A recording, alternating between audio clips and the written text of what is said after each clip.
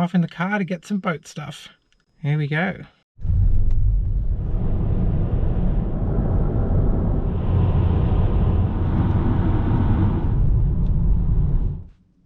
Oh, what do we have here? It's a little petrol outboard. So that'll be fun to put on. Yes, well, it's been a little while since I have done a video.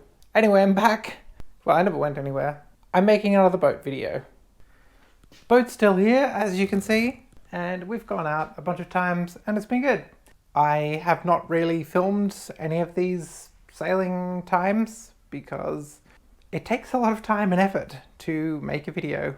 You know, I built Belafonte so I could go out sailing and have a good time, and not so I could make a documentary of going out and sailing and have a good time. I enjoy watching videos of people sailing and going on adventures, and I thank them for their service, but it is such a pain to do. Yeah, so sorry about that. But this is why we're here. My new outboard motor. So this is a Suzuki DF 2.5. I did a bunch of research online and looking at the SCAMP forums and everything, and I think the conclusion was that this is a good motor for the SCAMP. And it's my understanding that this motor in general is a good little motor. And she was quite cheap as well. I bought this brand new and it was 1,400 Australian dollars, which I don't know if that's less than 1,000 US for all those Americans out there. I need to figure out exactly how to put this motor onto this boat. Originally, I was thinking I would make some sort of mount for the back here, and then I thought I could make an outboard well. I've done this before. I made an outboard well for my old Albin Vega, and I think it would be much easier on the SCAMP.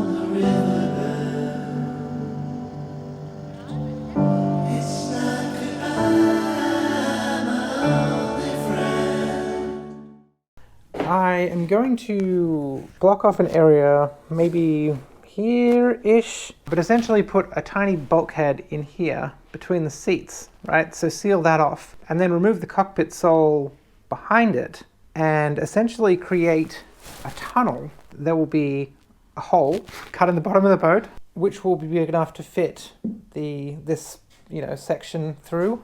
This sort of mini bulkhead going across will basically be like a little transom for the outboard motor to attach to. And it'll just go on with its regular little clamps here. So yeah, that's what I'm doing. So follow along and watch me cut a hole in my boat and hopefully finish before spring. Oh, and if you're wondering what I've been doing with myself this whole time, mainly this. This is my lathe, and I've been doing a lot of fun stuff on this lathe, and also my milling machine. I have a long-term project to turn this into a CNC machine, but right now she's just fully manual. Although we do have a nice DRO here. And that has basically taken up all my time in the last few years. Also my CNC router. I didn't film any of it.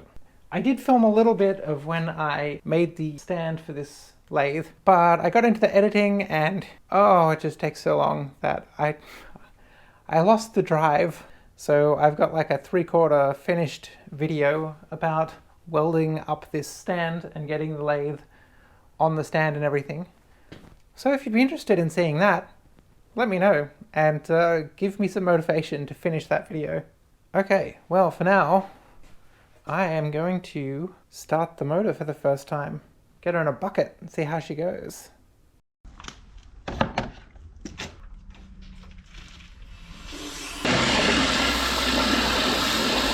I got it here on a sawhorse. Got a big bucket full of water. It's covering where the guy said that the intake was and everything, so it should be deep enough. I need to put the fuel on. There you go. Fuel on. We're in neutral. Check out. That is the start position, I believe. And we've got the lanyard in there. I think we're ready to give it a pull. Ooh. Oh, it works. All right, let's try forward gear.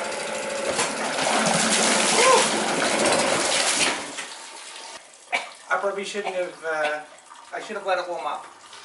Okay, I'll try that again.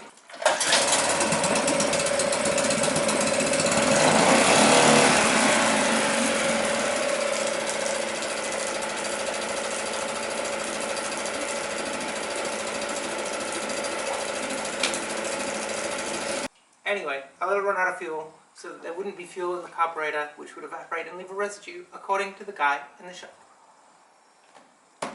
But she runs, and I now need to start designing this outboard well.